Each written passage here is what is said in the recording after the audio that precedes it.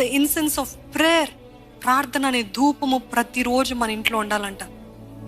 We all know, క్రైస్తవులు ఎన్నోసార్లు, విశ్వాసులు ఎన్నోసార్లు వింటూ ఉంటాం, నిజంగా ప్రార్థన చేయాలి, ప్రార్థన చేయాలి.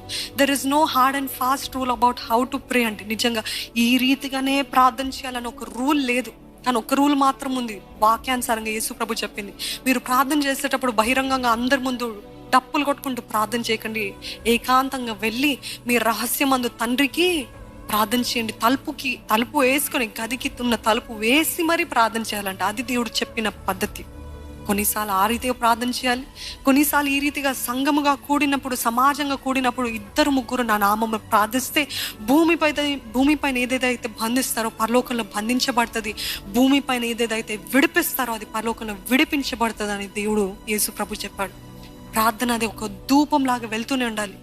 ఆ మందిరములో మొదట్లో కట్టబడిన ఆలయంలో ఆ ధూపము ఆరిపోకుండా ఒక వ్యక్తిని పెట్టాడంట దేవుడు, ఒక యాజకుడు. అది ఆరిపోకుండా చూసుకోవాలి, అది ఆరిపోతే సరికాదు, అది ఆరిపోతే నీకు ఎంతో ప్రమాదం అని చెప్పాడండి దేవుడు. ఎందుకు? why did God make it so important?